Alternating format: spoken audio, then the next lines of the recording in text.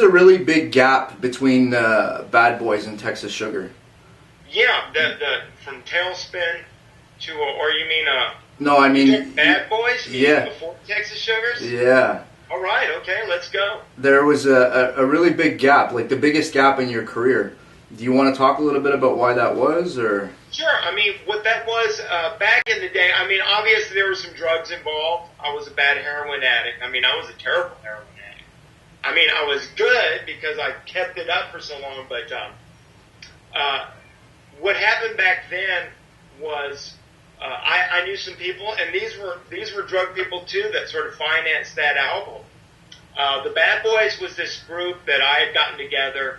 The nascent stages of it were my first wife and I went in to get a loan at this credit union that her father had been a member of, Telco Credit Union, because he worked for Ma Bell back in the day, Southwestern Bell.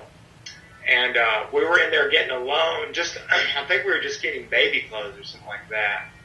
And the guy, our loan officer, was a guy named Paul Babb, who went to North Texas for a few years, and he was an extremely competent bass player and had a really good ear. You know, he could pick out things and chart them real fast. And so in the course of him getting personal information about me and what I do in my employment, I was already a working musician. I quit my full-time job at the age of 24, and I've been a musician ever since. It's all I've made my money doing. And so we sort of struck up a conversation, and then we sort of found out that we like, you like playing Weather Report? You like, going through the real book and all that stuff? So we got together. He knew a drummer, and so it was Jeff Hodges, Paul Babb, and me, and we'd get together as a trio playing crazy stuff. And they were impressed because, I mean, I didn't talk about the real book, but when I came to the session, I had my real books, under my arm, and they were like, oh my God, he's got a real book. And this was in the days where you kind of walked into a music store and go, yeah, I'll take me a couple sets of strings, maybe some chords and some real books if you got any, where real books were really sold under the counter. They were illegal, basically. So I had a couple of those, and we just started playing, and then Paul knew a keyboard player, and we knew a sax player, Brino, and we were playing all these wild-ass tunes, and I had made the comment at rehearsal, if we can work up all these tunes, we'll be the Bad Boys on the block. And that's where it stuck, and Brino was like, yeah, man. Brino being the only brother in the band, he was like, yeah, man, Bad Boys, I like that. Brino Brown and the Bad Boys. And so that's what it turned out. It's an original name was Brino and the Bad Boys. That was the original name. But, and so that's what it was. So it was like a one-off thing. It wasn't like all of a sudden then Chris went down the dark side and he disappeared, down in purgatory or something, had to walk the 7 circles of, Dante's 7 circles. It wasn't like that at all. It was just a one-off thing with some drug heads and the people we ran around with. Did you require help to get out of that, or was it just Sure, of course. I mean, I remember I went to I really didn't get professional help till I moved to Atlanta here, because I mean I had gone to some treatment center in Austin, but the problem was so bad in Austin that they could only keep you for 72 hours to detox, and then you had to wait like a month for a bed to open up. This was like in the early days of rehab clinics, city-funded rehab clinics, where there wasn't a lot of availability or the waiting list was long. And so I was doing all the other things, geographical relocation, changing of your friends, all that stuff. I had moved up to New Hampshire to get away from it because I had lost everything in my collection back in I was just starting to get a decent guitar collection going back in the late 80s. And then I started, when somebody told me, you can go down to a pawn shop and get money for something. And innocently it started with an alto sax. My wife wanted to learn how to play saxophone. And so it started that. We never play that. Let's pawn that. And then let's pawn this. Let's pawn that. And before I knew it, everything was in the pawn shop. And then even my 63. And then before we go on a tour, they'd give me the money. I'd go down to get my amp, get my briefcase, which had my pedals in it, and get my guitar out, and we'd go do a tour. And then I'd come and I'd clean up. I'd go down the road and I'd cold turkey it. I can't tell you how many days, how many times I played right through cold turkey for 2 or 3 days. I mean, some days it was bad, but I always did my shows. I always did them. Bass player John Jordan would say there were some nights it looked like you'd have to duct tape me to the microphone stand. But I was fine when the music was playing, but then on break it was horrible. Now, would you say that, I mean, it's a horrible thing, the way it captures the human spirit and everything and what it does to it and what it does to you, like, mentally, but would you say that creatively it fed the process of getting Texas Sugar together? I think so. What it did for me when I first started doing it was I could do the most mundane, most tiresome exercises, and it seemed like fun. I can do those slow triplets, those scales, doing trips, going up and down, and go all the way up and down the neck, and go all the way back down. Do those diminished and do those whole tone scales, do all that stuff, and it seemed like fun. And when it got to the point where I just needed the stuff to be normal, that's when it wasn't too fun anymore. But I think it kind of did. I was clean when I did Texas Sugar because we went to Seattle and did. Anytime I left Austin, I got clean. There was only a few towns that I knew some people in, and I think there was 2 towns in all of the United States that I knew people in. And then after that, I would just get some for like that day because I wouldn't take it with me on the road. It was just crazy. But yes, I think it did in some respects. There were some things that were fed into it. I think it was me bringing in the craziness. I was trying to bring my Coltrane influence into some of this stuff. And that's where they came up with the album, the Texas Sugar Strap Magic. They thought it was kind of a cross of Red Hot Chili Peppers and this wild Texas blues thing. You should have heard some of the other names they had for the album. The record company won. Really? Eh? Now, there were Strats and Sneaks, or Sneaks and Strats, because I always wore Chuck Taylors. And the one star state, because I guess they called Chuck Taylor's 1 stars. And we're like, no, but then they said Texas Sugar Strap Magic. Yeah. And it worked out perfect. It's a great name for the record. Now, speaking of Texas Sugar, that recording, man, like, I love that style of recording. It's brilliant. Do you remember how long it took and what you used? I remember exactly what we used. Yes. Okay, so we recorded at Bad Animal Studio. That was up there in Seattle.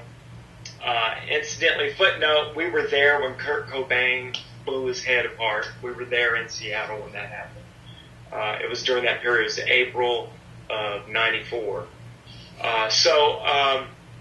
Yes, we used, the board was a Heath and Allen board. Supposedly that was the board I think Rumors went through, Fleetwood Mac's Rumors.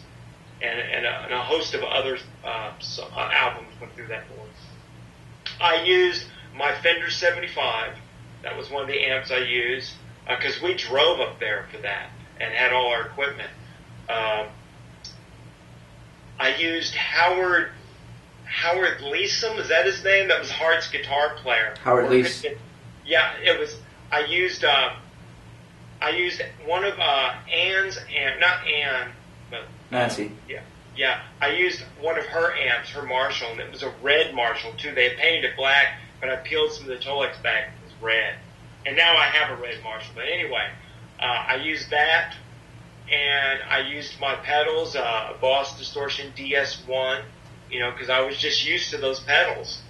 And this is before the days where pedals were going crazy, So DS1 was my major distortion pedal back in those days. And not even, I had no idea about the Japanese ones, Japanese and Taiwan. Now I do.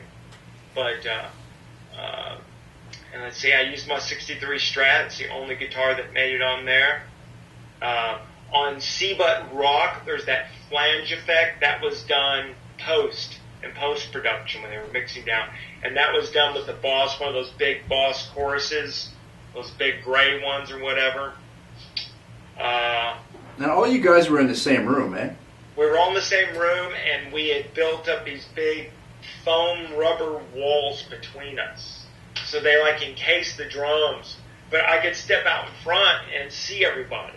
You know, so John had his amp. John had his Gallion Kruger, his GK 800 or 900, and I believe he had the old cabinet, the metal cone cabinet. Aluminum, and I can't remember what he had on the bottom. I think it was a Dietz 15 or 18 on the bottom, and he had his Rat pedal. That's what he got his distortion with, and he had his Conklin bass, his 7-string, and Brandon had his drums, and I just had my 75, and I believe a Marshall is what I had in my distortion pedals, and I think I had my Chorus CE2. That's what I used with Leslie. I had barely any pedals back in the day. Well, it was an incredible recording, man, and it sounds it. And I remember listening to, I think it was Shiloh. That's one microphone in the room, right? Shiloh turned out to be, Shiloh was only one take. We did that song one time. And of course we had been doing that song live forever, you know. And what I'm trying to do is I'm trying to evoke the feelings of Stevie. There's that performance he does on what they call In the Beginning, that Steamboat. But everybody in Austin, every guitar player in Austin had that show, you know, after it came out. It was a bootleg tape passed around every guitar player in Austin for 79, 80, 81, 82. Everybody had that show. So every time I heard it, you know, just the sort of the dark feeling that you sort of set up the whole scene and the mood. And that's what I was trying to do with that song. But yeah, that's what Dennis did, the producer. He had it on the mics, and we just went in there and we just started playing it. And Dennis rushed back in and said, "Oh my God, they're playing." He turned on all the mics because Dennis's mantra or his MO was get everything. Do not delete anything. Anything can be used. So that's why he turned on the mics. And what he did is he turned on the room mics, and that's where it changes, just to get that sort of sound. I don't know if it was one mic, but I think it was actually maybe one or two mics. But I don't know exactly. I have to ask Dennis if it was one mic. Oh, it's wonderful. You can hear you breathing and hear your emotion when you're about to strike a note. You know, it was really, really intense. And it kind of made me sad in a way, because last week, I don't know if you've seen it yet, I watched David Grohl's film Sound City. And it basically speaks to, you know, how the world is musically now and how it's all cut and paste. And there's not a whole lot of real music happening and building music in a studio. And all the big production studios have closed, and it's great, but it made me sad thinking that it's too bad that that's the way things are now, you know. And I know people like you are still making actual music and records, and there are guys out there, but it's not a big focus in the music world anymore, you know, and it kind of made me think about that a whole lot, you know. You know, this is when we were still recording off tape. We were still using tape. My first 2 albums were tape albums. And we actually did have Pro Tools. Believe it or not, we did have Pro Tools. We had Pro Tools 1, I guess. That was still, he had a Mac computer. You know, remember it was the tower, and you had the little screen that was about that big. And he was using Pro Tools as an edit tool. And he would see how the edit would go. And if the edit went good, like splicing, then we go to the tape and we'd splice it. But I remember looking at that, and where it was just monochrome, basically. It was just, you know, the sound waves were black and the back screen was gray. And that was, you know, and then you could only look at one channel at a time. But we ended up using, since we wanted to do it live, it came out like a live thing. Because that's what Dennis thought. He came and saw us live at a club in Kansas City over a weekend. And he wrote down the songs he liked that we did. And so he said, the special thing about this band is their live performance. So let's try to capture them like a live, let's try to make this album like a live performance. And that's what we did. And that's why we set it up like we were live in the album. And we barely did any overdubs. I think what can I do? I did that solo a couple times. I just didn't like the solo on there. To this day, I still don't like the solo. What can I do? But I tried several times at that one, and I think most of them were live. We just do a version, and then he'd say, "Oh, this phrase sounded good on take 4. Let's put it in there." Of course, we played the click tracks too, just to make it easier for the edits. But this at the end of the day, there's nothing. I don't think there's anything wrong with any of that. Even Pro Tools, it's brilliant. You can use it as modern tape. You don't have exactly. You don't have to cut. You don't have to generate sounds and all that stuff. It can be used brilliantly for what we need it for as tape. And it's limitless. The possibilities with it. It's great. With you and artists like you, the point is your palette is there. You're recording live off the floor. If you want to create an ad after that, it's still you doing it musically. Whereas today, they're building what they call artists, out of machines and auto-tune and, putting the big machine behind them and putting out singles at a time, and in 24 hours they're gone, basically, And that's kind of a shame. When there are all of these people that can actually write music and produce music and beautiful music, real music. Right. Me, in the course of our making the Texas Sugar, we used somewhere around 50-something rolls a tape is what we used. Wow. And unbeknownst to me, all those I could have taken every single one of those rolls of tape because it was on my bill. It was all being billed to me. And so of course what happened to it, I wish I would have kept at least My Way Down. Think of what that would be worth if I still had the tape with My Way Down on it. Of course they were all just erased and used for next projects coming in. So on the next album, Tailspin, I took 2 rolls. I said, well, I'm taking a couple of these rolls this time. So I've got, though I couldn't take the rolls with the songs that Zomba used on the record, but I've got a couple songs that never made it to the album. I've still got the tape to this day downstairs. So big old Ampex rolls. You have the original masters from Texas Sugar? No, that was the property of Zomba. Have you put any thought to releasing a retrospective or?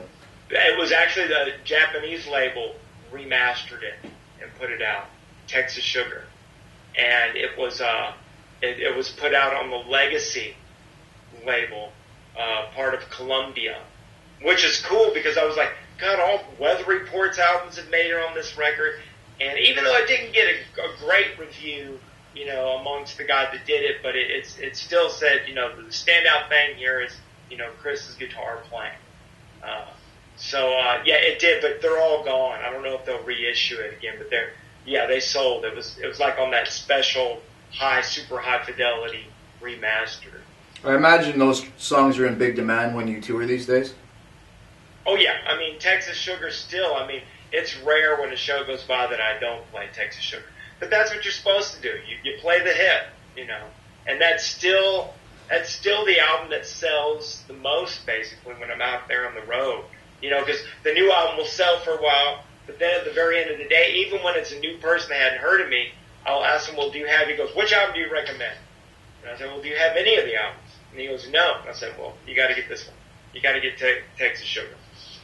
And I still have cassette tapes downstairs. You can still order cassette tapes from them. I have cassette tapes of Tailspin and Texas Sugar. And not just one copy. I've got like a half box of each of them downstairs. That's awesome. Yeah, it is a special album. Texas Sugar turned out to be a very special album.